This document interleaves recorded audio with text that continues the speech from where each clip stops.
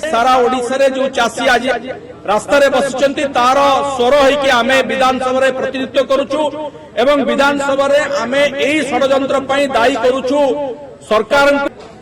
आपण माने समस्ते जानिछंती सारा ओडिशा रे वर्तमान सबुठारु विषम समस्या उत्कट समस्या भाव में उभा होइछि धान किणा को नहीं। दीर्घ 4 मास हला ए सरकार चाषी को प्रतारणा करि चलछंती। चाषी तार धान नहीं मंडी रे बसिछि, खरा वर्षा शीत काकर रे राति कटौछि, सरकार मौज करुछंती। एवं आमे मु अत्यंत दायित्ववान सहित कहबाकू चाहे ए सरकार जानी शुणी षडयंत्र करिसेंती चाषीर धान केमती किणा न जीव एथिपाई करिसेंती।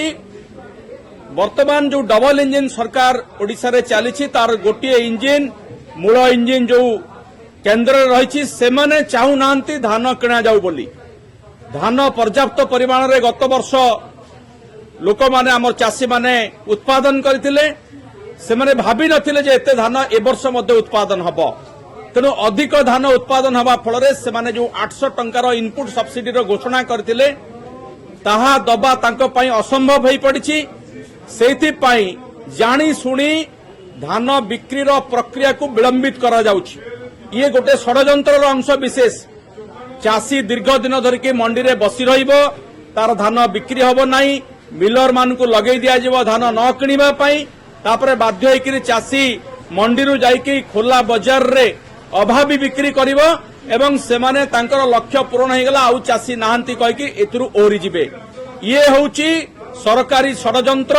या विरुद्ध रे सारा ओडिशा रे जो चाषी आज रास्ता रे बसिचंती तार स्वर होइकी आमे विधानसभा रे प्रतिनिधित्व करूछु एवं विधानसभा रे आमे एई षडयंत्र पई दायी करूछु सरकार को एवं विशेष करी जे कि जोगाण मंत्री कृष्णचंद्र पात्र जे लगातार भाव में आलू ठारू आरंभ करके धान पर्यंत सबुतरे विफल होइचंती, तांकर इस्तीफा दाबी करूछु एवं सरकार निस्वार्थ भाव में चाषी पाखरे क्षमा मागंतु। सबु धान 3100 टंकार केमती किणिबे तार व्यवस्था करंतु, तापर जाकि विधानसभा सचल हबो, विधानसभा अन्य प्रसंग आलोचना हबो। ए आलोचना न करिवार मूल कारण हला चाषी मानक सहित मध्य सरकार आलोचना करूनांती।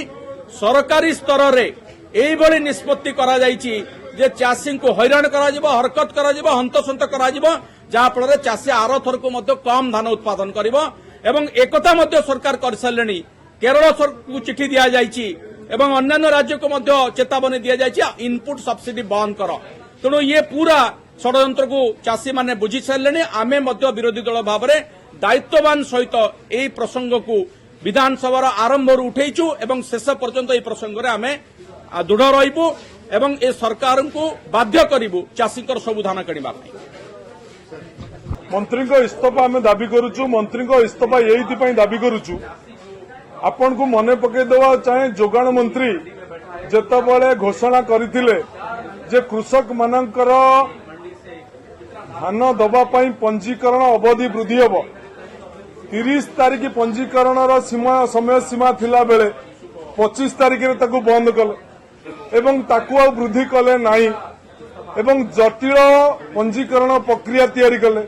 तापरे सरकार समस्त धान 3100 टंका मूल्य रे किनिबा पई प्रतिश्रुति देइथिले। 150 क्विंटाल को ताकू कैपिंग कले, सीमा निर्धारण कले। चाषीरा कटनी छटनी चली। प्रत्येक मंडी रे 5 किलो रु 10 किलो कटनी छटनी करने को चाषी की बाध्य करा जाउची। चाषी जेतबेले खरा काकर रे तार वर्षकर उत्पादित शस्य को विपणन करिया पई बिक्री करिया पई राजरास्ता रे, तेणु बिजु जनता दल विरोधी दल हिसाब रे केबे शांति भाव में बसिबो नाही। चाषी सहित ठिया हबो, चाषी पई ठिया हबो, चाषी पई लड़ाई करिछि करिबो। आमे दाबी करिछु जोगाण मंत्री इस्तीफा दाबी करुचु।